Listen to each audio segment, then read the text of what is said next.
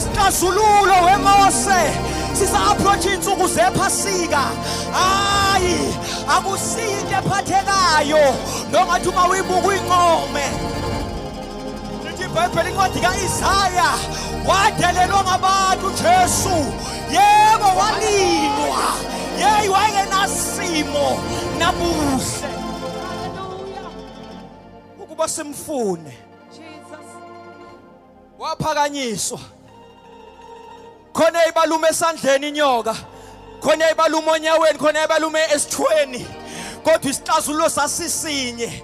Kwakuyinyoka eyayinganyakazi, eyayibekwe esiphambanweni. Kwakuyinyoka ebukeka idelelekile, abathi abanye ngesilandela into yabelungu, into eyafika nabelungu bezosiphunga ingqondo. Hayi bomphakathi wakithi, lalela, idelelekile yona kodwa iyaphilisa.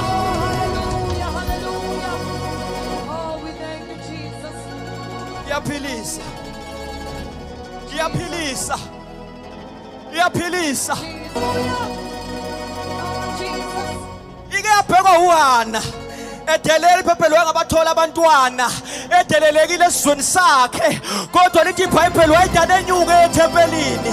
Bethi hayi bo Hana, isimo sakho serious, lento yakho isifuna ixazululo eyiserious, yeke ukuya esontweni umoshe isikhathi. Lithi iBhayibheli uHana wayelokhu enyuke njalo. Lithi iBhayibheli efike ehlale ibheka, bethi bemchwenze ekhaya bemdelela, kodwa ebuka lo Jesu wafika nabelungu. Bethi hayi Hana, wenzani kunendawo eyisheshayo, sikhona isixazululo ongasithola. Kodwa uHana lokhu enjalo ebheka inyoka enganyakazi. Hayi nimosha isikhathi nikhonza uJesu eningamazi. Idlozi lamaJuda lalela, leli dlozi labaJuda sike salibheka nathi, isimo esikhulela kuso emakhaya singavumi. Ngathi ngiyabona ubusuku nemini siyendlini kaNkulunkulu, silokhu siyophakamisa amehlo nje.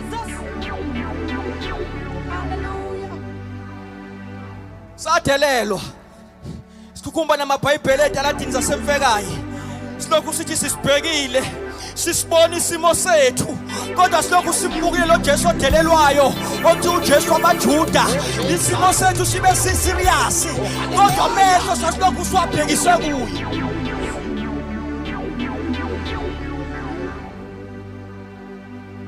Ithi incwadi yamaHebheru, hayi nabasendulo babheka kuye, noma sayibanetha bambheka uJesu ephanyekiwe.